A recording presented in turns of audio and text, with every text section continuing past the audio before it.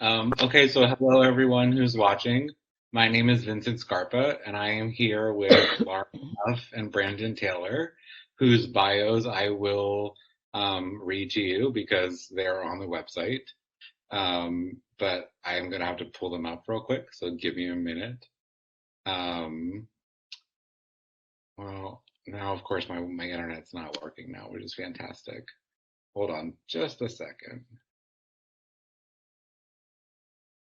Everyone talk amongst yourselves. We could do Brandon's bio. Brandon's got a Okay, good so bio. here. He's very esoteric on Twitter. This is my Brandon bio. So Lauren Huff was born in Germany and raised in 7 countries and West Texas. She's been an airman in the U.S. Air Force, a green aproned barista, a bartender, a livery driver, and for a time, a cable guy. Her work has appeared in Granta, The Wrath-Bearing Tree, The Guardian, and HuffPost. And her debut book, titled Leaving is Parting Essays, which is the cover. I don't have a copy yet, but I'm working on it. And her website is laurenhuffauthor.com. And then I'm also joined by the delightful Brandon Taylor, whose acclaimed first novel, Real Life, was shortlisted for the Booker Prize, longlisted for the Center for Fiction First Novel Prize, and named a Times Book Review Editor's Choice. He's the editor of Electric Literature's Recommended Reading and a staff writer at LitHub. And he holds graduate degrees from the University of Wisconsin-Madison and the University of Iowa, where he was an Iowa Arts Fellow at the Iowa Writers Workshop in Fiction. Um, Brandon has been on the circuit with Real Life for about a year. So actually, in this conversation, I thought we would focus, in Brandon's case, more on his forthcoming collection, Filthy Animals, which I was lucky enough to get a galley of. It is on sale June 22nd, so you guys could put that in your calendars. And it's fucking phenomenal. I am excited to talk about that and to talk about Lauren's wonderful essays on my phone, which I read last year, and which I just think is one of the best debut collections of essays I've read since Joanne Beard, and I mean that with all my heart. And I love Joanne Beard. Who love Joanne Beard? Um, so is everything's working well? You can hear me okay? You see me okay? Great. So the first question I thought I would ask is, I wonder if each of you could tell sort of your individual origin stories of how you came to be a writer, and then also how you came to write these two specific books. And if Lauren, if you wanted to go first, or then by all means do so. Can we get the Iowa workshop fellow to go first? All right. Um, I was not an Iowa workshop fellow. Um, how they came about. I tried to sell a memoir and it didn't work out, and I'm really glad that nobody can buy that because it was trash. So I was working at a bar in Austin, and I don't know, I got stoned on Twitter one day and wrote, "You guys want to hear some cable guy stories?" Someone bought that, and that essay kind of blew up. And then yeah, I'd been working on a proposal and not really sure how to do it, and I talked to Tim O'Connell at Knopf, and he talked me into doing essays. Apparently, I'm good at those. Um, yeah, I like writing essays apparently as much as I hate writing essays because they're annoying. And how long were these essays brewing to become a collection over a course of how many years?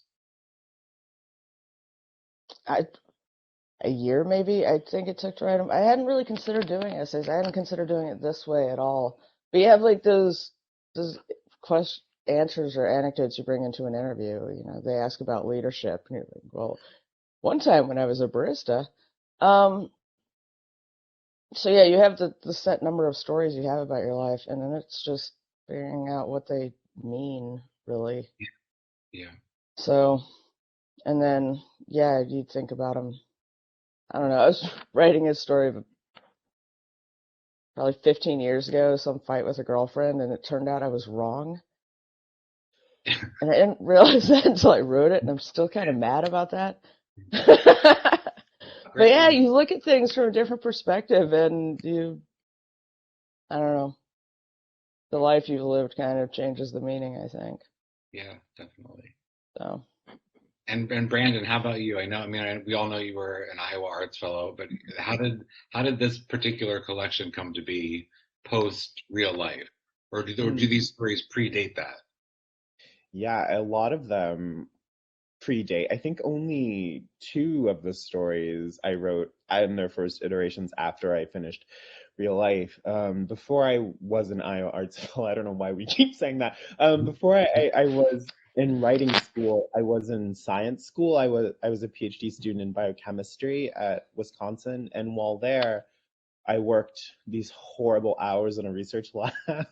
And I'd always loved writing, but I'd never considered it as like a thing one did. And I came across the stories of the writer Mavis Gallant, who I really, really love, and she's my favorite writer. And she had these stories that were like interconnected and they fit together. And I was like, I really, if I were to write some stories, I'd want to do that. And after trying and failing to write a novel, I was like, I'm not a novel person. I'm a story person. I think I just need to give up this novel thing and just like write stories. And so I set out and I wrote a pile of stories. And most of the stories, especially the Lionel Charles Sophie stories, the title story and the story What Made Them Made You, all those stories came together in the fall of 2016.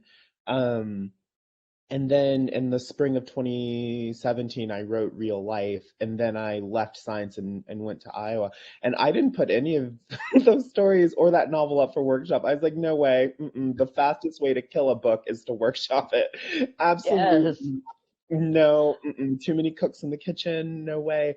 But what I did do at my time of here in Iowa was that I decided that I wanted to use the workshop as a prompt, that I was going to use it as like a reason to write new stories because every time you're up for workshop, you have to have something new. And so I was like, this is a perfect opportunity to write new stories. And so the story Anne of Cleves and the story As Though That Were Love, those two stories were some of the stories I wrote while I was an MFA student. But the bulk of the book came together before I'd even written the novel. And they were written out of an impulse to want to be like Mavis Gallant, like wanting to write stories about sad depressives in the Midwest and stuff like that. But the book changed a lot after I wrote Real Life and after I'd been an MFA student, and even revising it over the summer of 2020, like finally putting the finishing touches on those stories, they changed a whole lot just because, and yeah, as Lauren said, like the life you live changes the stories in some way. And so the just having grown up a lot as a person and as a writer, the stories underwent like a lot of like technical, and I think also just like what I was a wiser person, so the stories had to reflect in some way like a wiser, hopefully more grown up version of myself. Though I'm, who are we kidding? I'm still deeply irresponsible and a sad depressive in the Midwest. So what has really changed? Well, for what it's worth, I could read and I could not stop reading about the sad depressives in the Midwest. So, as a sad depressive from the Northeast, it was touching. Um, so you both write in multiple genres, though, right? I mean, Lauren, you've published fiction, correct? No, my fiction is apparently unpublishable. I'm But not you've sure. No, I haven't published any fiction. I've I've been going back and forth with trying to write these Dust Bowl stories and not, and maybe I'll make it a novel. And no, but I'll like, who's gonna write a fucking novel? I mean, I you guess I'm can. an essay writer. I don't know. So you both represent two different genres for the time being. Yeah. And I wonder, Lauren, if you could talk generally about why or how you found a home in the essay and what its challenges are, perhaps what its benefits are. And then Brandon, if you could say the same about the short story, and especially because the short story collection is linked, I'd be interested to hear you talk about that process as separate from writing a novel. I think probably the annoying thing about a short story is you have to be so disciplined, or not short story, essay, shorter pieces. So you have to be so disciplined in your editing.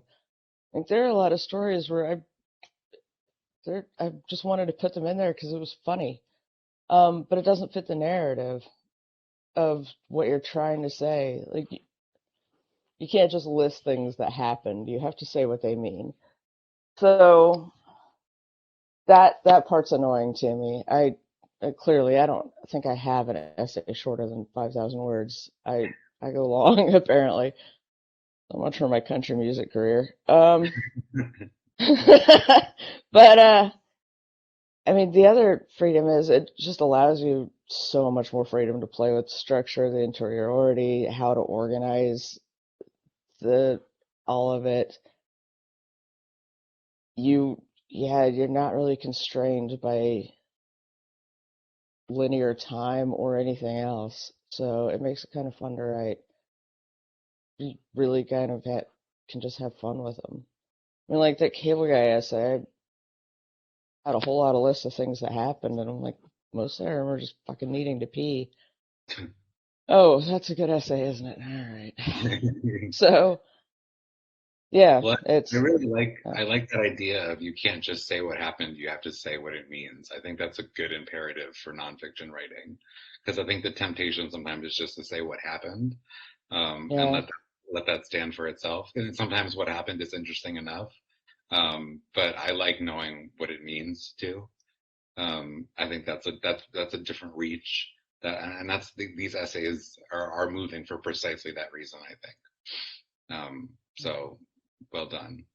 And Brandon, so yeah, Brandon, can you talk about the process of short story writing and linking stories?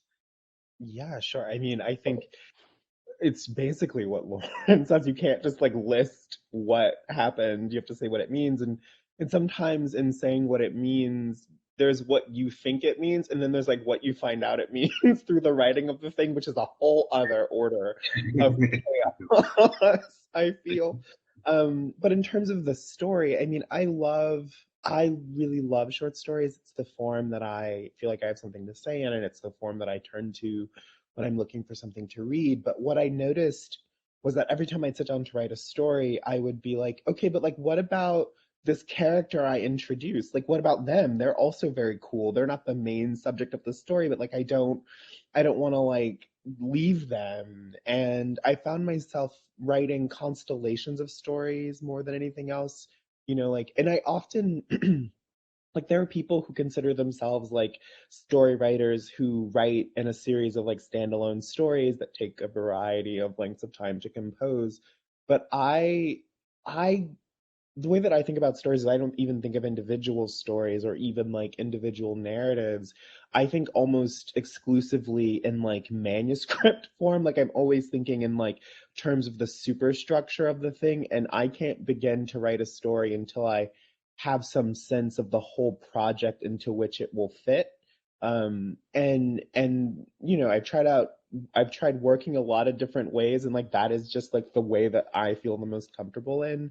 And so I won't start a story until I have a sense of the whole sort of dense back country that falls out behind the story, until I know that like by going into that story I'm entering into like a really like fertile, like really interesting space.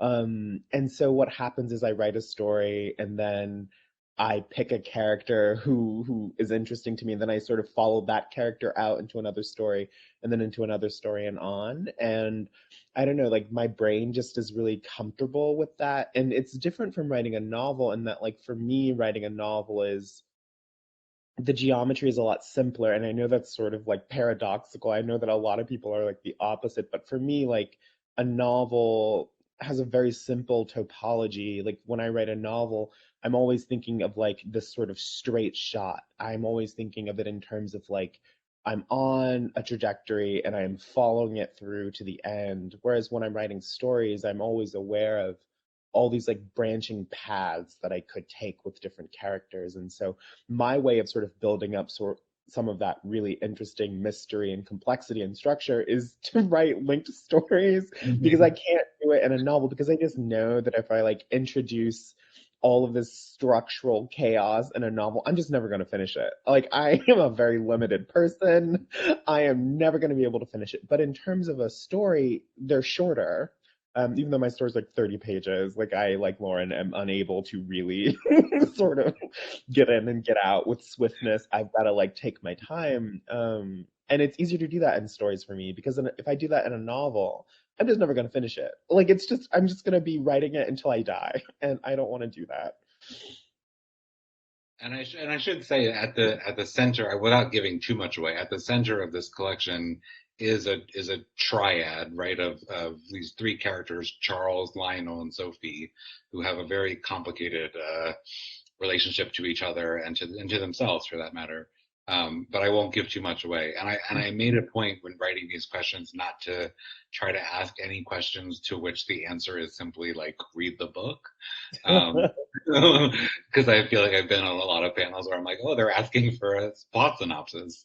So I'm trying to avoid doing that. So if you catch me doing that, please feel free to tell me so. Brandon, in your story, Flesh, I'm going to quote you if that's okay. You write, "That was the blessing of certain childhoods, the illusion of your invincibility, your safety. Some people didn't know the danger they were in until years later, looking back. That was a kind of blessing too, in a way, the ignorance of your own peril." And that really struck me as, first of all, as brilliant, but more importantly, as something that a lot of your characters, both in this collection and in real life, seem to be trapped in and not fully cognizant of their own precarity. And that makes for a lot of narrative tension. So I wonder if you could talk about what that predicament, why does that interest you? What about that predicament is of interest for you as a fiction writer? Yeah, I mean, I think that it's true that some people get to move through life unaware of like their sort of proximity to the chasm of precarity, and the point at which you become aware of your proximity to like imminent danger is, I think, often like a function of quote unquote privilege, like certain white men get to go their whole lives unaware of like mortality, and then when there's like a world-ending virus on the horizon, they're like, oh my goodness, what is this physical infirmity? Oh my gosh, like whole systems work, like they don't work. I don't understand, Yeah. Whereas some people, Maria Bamford calls that the stewardess won't give me the whole can privilege. oh yeah, I mean, and whereas like some people have always been aware of that. Like some people, it's not surprising that there are certain mega corporations that don't let their workers pee in their vans because they've got to like do all the things. And some people are not surprised by that because they've spent their whole lives having to negotiate these systems, deeply aware of the extent to which they are, expendable, so to speak. And so I guess I'm always interested in the points in a life where the shape of the world reveals itself to you. My friend Garth, he posted this picture of one of his kittens looking terrified, and I was like, "Oh my gosh, this poor kid looks like it has glimpsed the abyssal knowledge." And Garth said, "Sometimes the world won't let you be a kitten anymore," and that's how I think of it. This idea of like, at what point does the world not let you continue in naivete, and what does that do to you? What does that do to your whole sort of self-conception and self-understanding? And so that's what I feel like that's always what I'm drawn to, is the point when the shape of the world is no longer a mystery, and you've still got to confront it in some often harrowing emotional way in my stories. Yes, yeah, and the way that these characters navigate that perhaps undesired knowledge, it's really fascinating to watch on the page. Lauren, I am going to quote you if that's okay too. I know that's weird to be quoted back at yourself, but I hope that's all right. You write so beautifully in this collection about poverty. And you say, quote, "The shame of it means the only people you can risk empathizing with are those who've been there, who won't humiliate you." As a trailer park kid, was born and raised in a trailer park. I am familiar with poverty. I what I love so much about this collection is that it seems to me a correction of a dearth of writing in nonfiction about poverty and the lived experience of poverty, which is due, of course, in large part to the fact that people in poverty don't have the access to be published. But I think there's also just a resistance to writing about class and about economic struggle. So I wonder if you could talk a little bit about that. If you could talk about, do you sense the same thing, that there is like a dearth of material out there about the lived experience of poverty? And what was writing that process like for you? Yeah, I mean, it seems like the glut of nonfiction that explores poverty is written by tourists. Yeah, yeah, Um, who, yeah, you got a job at a diner, but unless that's unless that's your entire family and that's where you grew up, and your mom had lost her shit when you broke your glasses, like you don't know, because where the fuck are you gonna get another pair of glasses? There's right, nobody to borrow money from. This is what you have, and it is finite. Um, but yeah, it does feel like there's a dearth. I think most of the problem is it's just I tried it for 10 years. You get home from work, you don't have the energy or mind space to write. You just want to watch TV. You can't, I couldn't remember a page I'd read. It was, and nothing against Lee Child. I love him so much.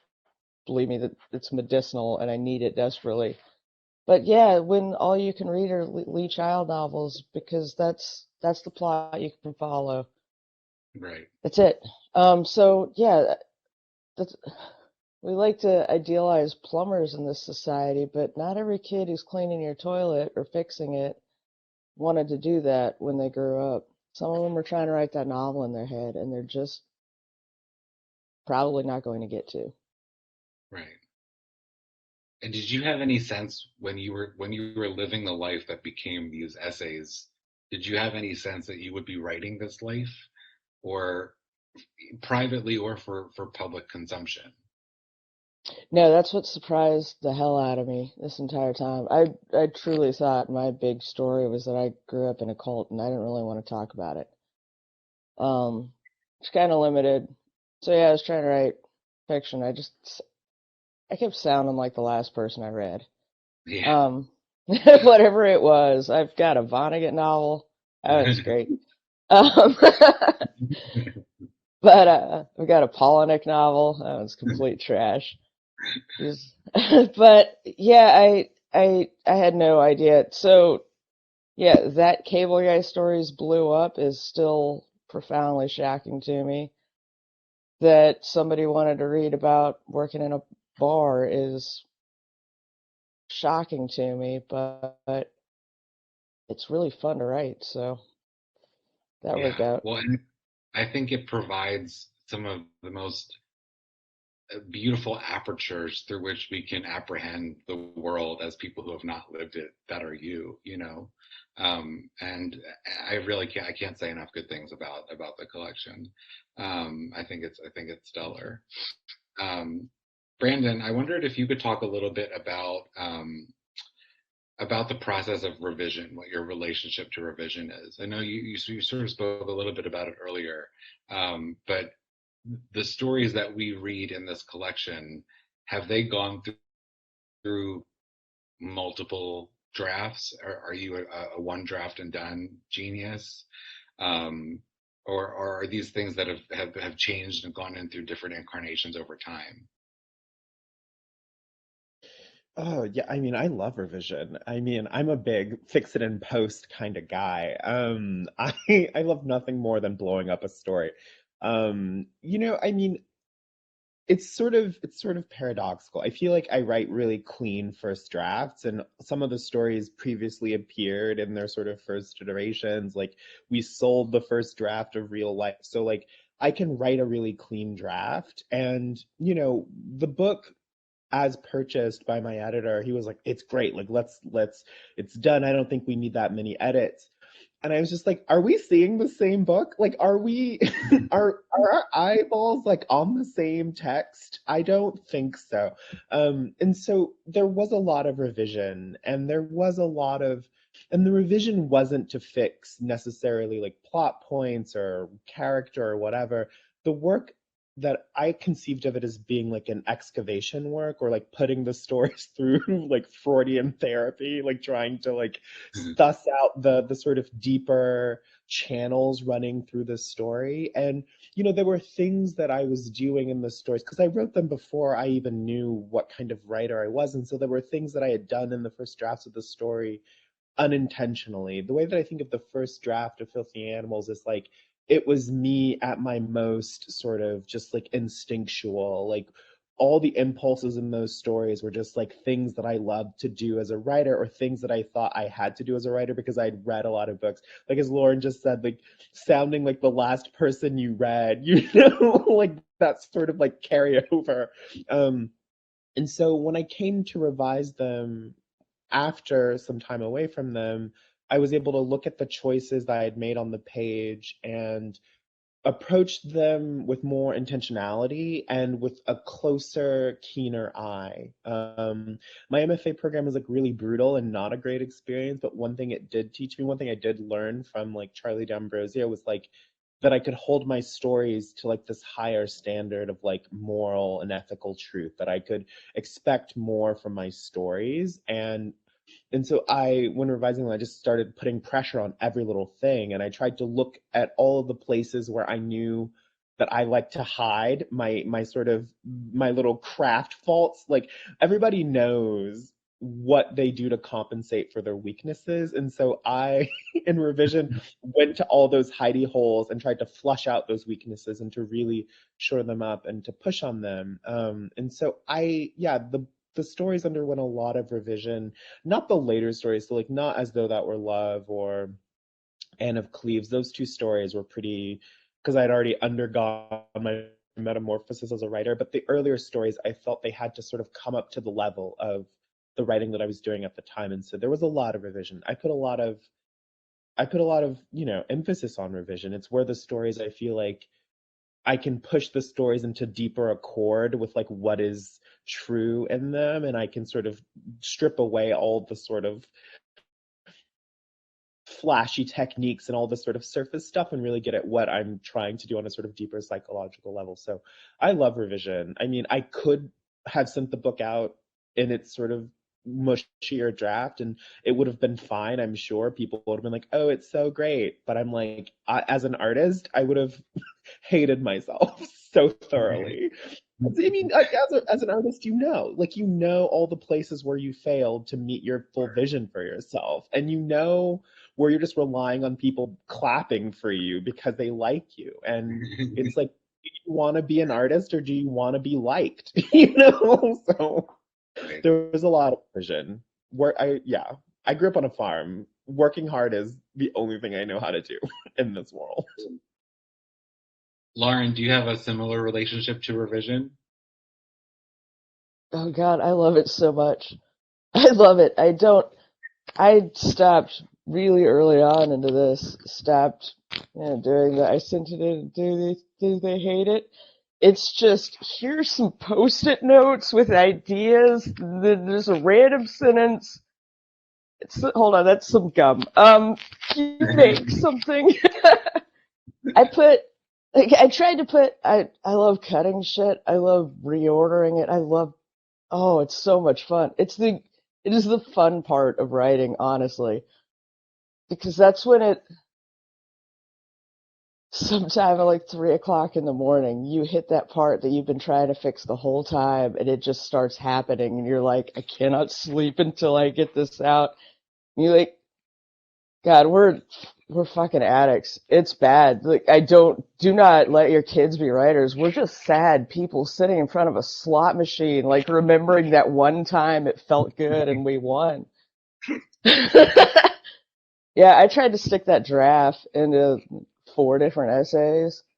God damn if I leave a free metaphor lying on the highway, but there's a draft in the book somewhere. My editor and I were determined to fit it in somewhere, and we finally did. Yeah, I love it. I love the file that I have with all the weird crap I dropped that maybe I can use somewhere else. I'll Nice. never be able to use it, but they're my darlings, and I won't kill them. I'll cuddle them every night. Okay, so now we have about 15 minutes left, so I'll look through the Q&A or okay, so Adrian wants to know, Lauren, writing a book that really puts everything about you on display takes so much courage. I've seen literally today the lack of boundaries that fans/followers already have in regard to your personal life. What gave you the courage to put your personal life on display in publishing these essays? That's for the pillow lady. I know who asked that. I don't know. I just wanted to be a writer. Turns out this is what I'm good at writing. It. I don't really think about it. Of here's like some personal stuff about me. I'm looking at it. Dude, I wrote the shit out of this. Look, I. It doesn't feel like personal stuff that I put in there. I'm a really the stupidest thing to say when you just put out a book of personal essays. I'm a really goddamn private person. I'm on Twitter all the time.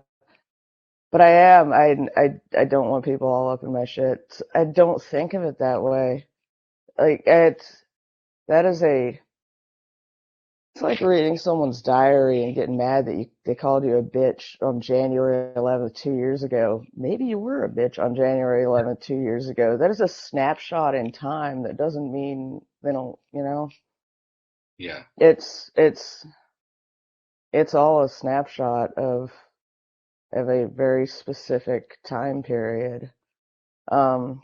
And yeah, I don't think of it as personal things. I think of it as this is what I'm good at writing, and this is the writing of mine that I like and that I'm proud of. I feel nothing when you guys are reading about like me having an abortion. I just want you to notice that I wrote the shit out of it. Yeah, yeah.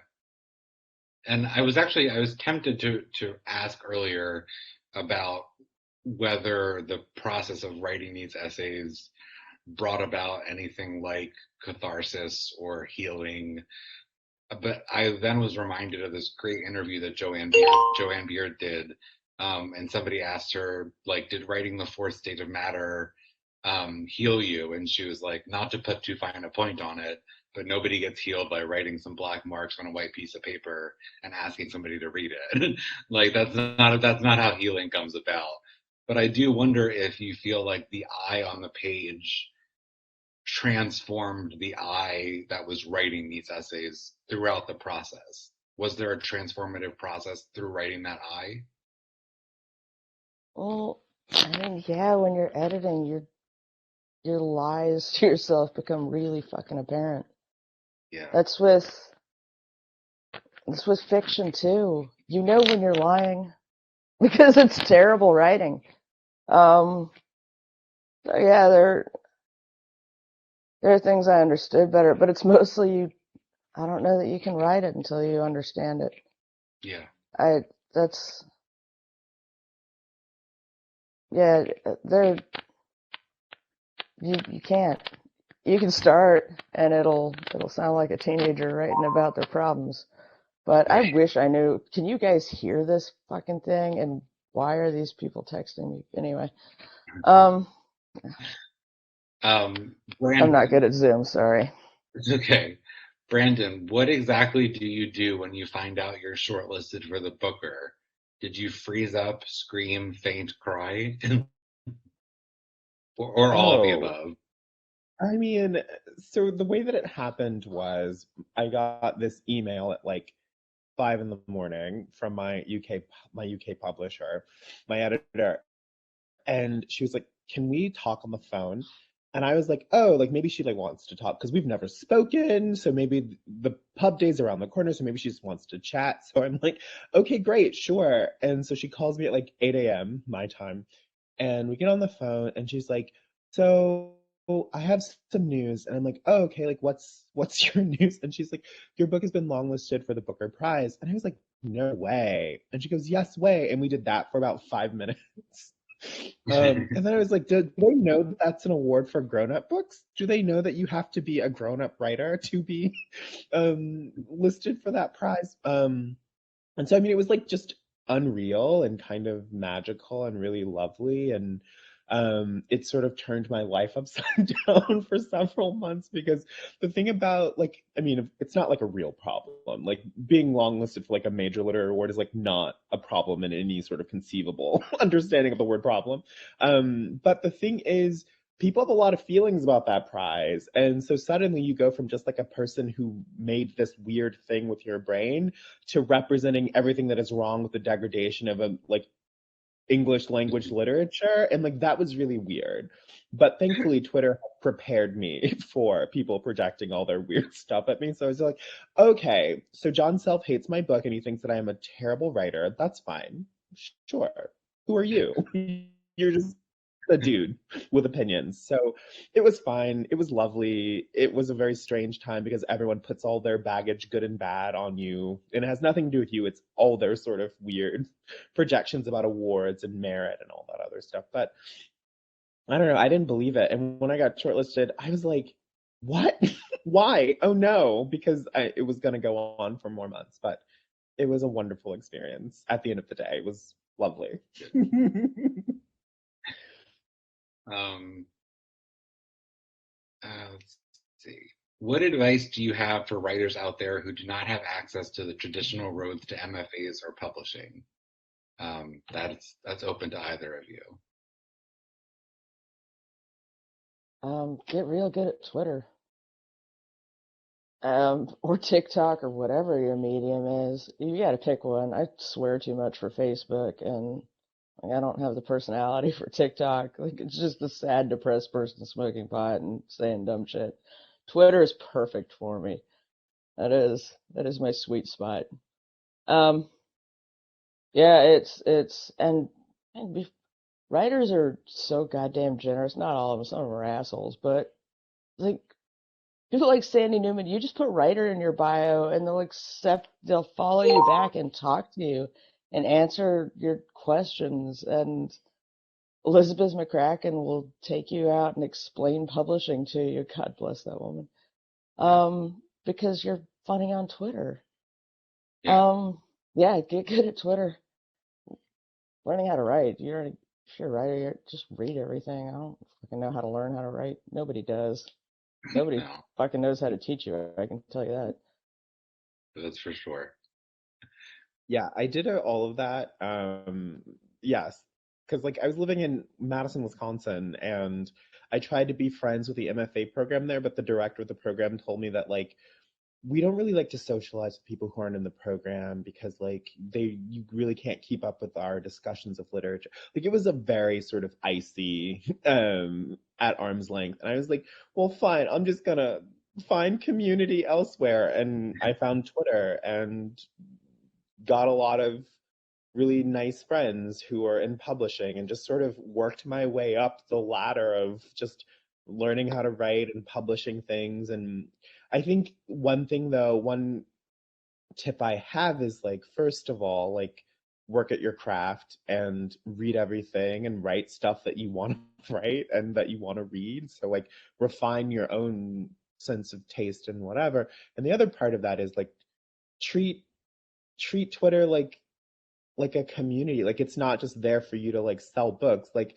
hopefully these are going to be people who you read and who read you and you support each other, and that it's a give and take kind of thing, and so you get as much out of it as you put into it. And so people are really good at, I mean, people are really good at sussing out when you're just there to like be an operator, and nobody likes that person. Like even at like in-person parties, nobody likes the person who's always scanning over your shoulder for the most famous person in the room.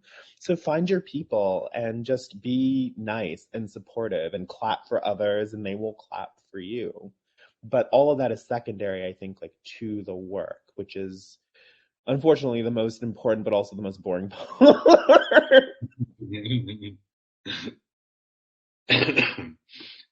So the last question I'll ask you, and this is for both of you, is what are you working on now? And also, what are you reading? And I'll actually start by saying that I read the first 100 pages of Joy Williams's novel that comes out in September last night, and it is phenomenal. So that is my contribution to what people should be looking out for in the coming months. But what are you guys reading and what are you guys working on? Oh, fine. All right, you bitch. I'll go first. Working on, I don't know. I'm still playing. I spent about 6 months trying to write a Dolly Parton essay that apparently I'm never gonna write. But I'm going to. I want to. It'll happen at some point. I've been playing with Dust Bowl stories. I can't write right now. I'm back to notebooks. And hoping something works and just scribbling stupid sentences that don't lead to a second one. Reading. This wasn't supposed to be a prop, but this is my napping couch. So we've got all my books over here. We've got Archaeology from Space, which is one. So that's pretty cool. This has been my like reading before going to sleep book because I guess I like reading about serial killers before I go to bed. That's fucking comforting in this day and age. Yeah, but it's I don't know. Elon Green did so good with that book. It's fun to read like the history of queer New York when you were like the queer who was too scared to go to New York. So yeah, it's great. What am I working on? Nothing I should be working on a novel that I sold, but instead I am writing these like long critical essays for my newsletter and just having a lot of fun with that. And I'm reading a lot of what I'm calling like the mid-century white dude critics. So I'm reading, like Lionel Trilling and all those dudes. The book I'm reading right now is called Anatomy of Criticism, which sounds super dry, but it's so funny and it's so smart. And I'm like, oh, so this is what people are talking about when they're writing about books in those magazines I don't really understand. My goal is that by the summer I will understand one N+1 essay in its entirety. That is my goal. And I'm also reading Lauren Groff's new novel, Matrix. Oh, She's amazing. She's a human genius, and I cannot wait. But in terms of books that are coming out in the immediate term, I think everybody should be looking out for Claire Sestanovich's Objects of Desire, which is like Mary Gateskill meets Ann Beattie, short stories. It's so sharp, so smart, so sexy, so sad and prickly, which I think everybody on this panel is really into. So yeah. it's like a perfect book. Objects of Desire, June 29th. Look for it. Awesome.